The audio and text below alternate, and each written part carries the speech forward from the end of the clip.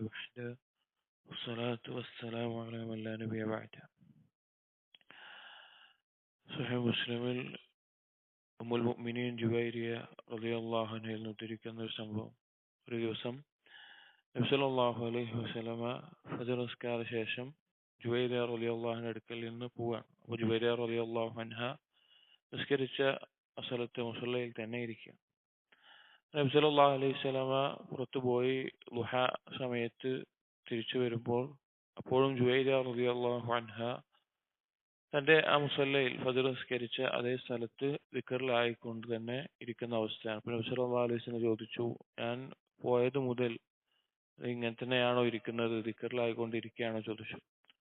അപ്പോൾ ജുവൈരിയ റളിയല്ലാഹു അൻഹ പറഞ്ഞു, അതേ എന്ന് പറഞ്ഞപ്പോൾ നബി സല്ലല്ലാഹു അലൈഹി വസല്ലം പറഞ്ഞു, അലാ ഉഅല്ലിമുകി ബികലിമാത്തിൻ തഖൂലിനഹ, നിനക്ക് പറയാൻ ചൊല്ലാൻ ഞാൻ കുറച്ച് കലിമത്തുകൾ പഠിപ്പിച്ചു തരട്ടെയോ എന്ന് നിലക്ക് പറഞ്ഞുകൊണ്ട് പറഞ്ഞു, ലഖദ് ഖുൽതു ബഅദകി അർബഅ കലിമാത്തിൻ സലാസ മർറാത്ത്, എൻ്റെ അടുക്കൽ നിന്ന് ഞാൻ പോയതിനു ശേഷം ഞാൻ 4 കലിമത്തുകൾ പറഞ്ഞു. 3 തവണ 4 കലിമത്തുകൾ പറഞ്ഞു. എന്നിട്ട് പറഞ്ഞു, ലൗ വുസിനത് ബിമാ ഖുൽതി മുൻദുൽ യൗം ലവസനത്ഹുൻ, നീ ഇത്ര നേരം ചൊല്ലിയ ആ ദിക്റുകൾ, അതും ഞാൻ പറഞ്ഞ ആ 4 കലിമത്തുകൾ 3 തവണ പറഞ്ഞതും കൂടി തൂക്കി നോക്കുകയാണെങ്കിൽ ഞാൻ പറഞ്ഞത് കനം തൂങ്ങി നിൽക്കും എന്ന് പറഞ്ഞു.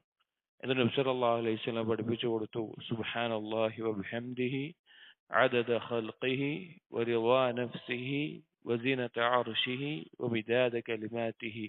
സുബ്ഹാനല്ലാഹി വബിഹംദിഹി, അല്ലാഹു പരിശുദ്ധനാണ്, അവനാണ് സർവ്വസ്തുതിയും. എല്ലാ സൃഷ്ടികൾക്കും അല്ലാഹു തആല വകവെച്ചിട്ടുള്ള അല്ലാഹുവിന്റെ തസ്ബീഹ് ചെയ്യാനുള്ള ദിക്റാണത്. എന്നിട്ട് പറഞ്ഞു, അദദ ഖൽഖിഹി, അള്ളാഹുവിന്റെ സൃഷ്ടികളുടെ എണ്ണത്തോളം.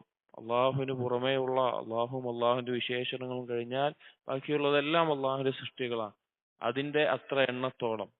വരിളാ നഫ്സിഹി, അള്ളാഹു സുബ്ഹാനഹു വ തആല അവന്റെ സ്വന്തത്തിൽ തൃപ്തിപ്പെടുന്ന അത്രത്തോളം എന്ന് പറഞ്ഞു, അത്രയും വലിയ രീതിയിൽ.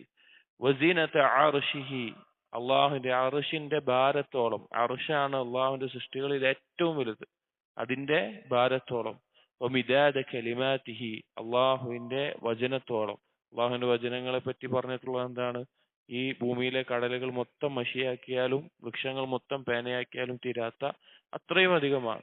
അപ്പൊ അള്ളാഹുവിനെ തസ്ബീഹും തഹ്മീദും ചെയ്യുന്നതിന്റെ ആ വ്യാപ്തിയിൽ നബി സല്ലല്ലാഹു അലൈഹി വസല്ലമ ഈ കലിമത്തുകൾ പറഞ്ഞു കൊടുത്തു. ഇത് 3 തവണ പറയുക എന്നുള്ളത് അത്രയും നേരം ദിക്ർ ചെയ്തതിനേക്കാൾ കനം തൂങ്ങുന്നതാണ് എന്ന് നബി സല്ലല്ലാഹു അലൈഹി വസല്ലമ പഠിപ്പിച്ചു കൊടുക്കുകയാണ്. മറ്റൊരു ഫായിദ കൂടിയും ഈ ഹദീസിൽ നിന്ന് പണ്ഡിതന്മാർ പറയാറുള്ളത് ഇൽമിന്റെ ഫദ്ലാണ്. നോക്കൂ, ഒരു ആബിദിനേക്കാൾ ആലിമിനുള്ള ഫദ്ലാണ്.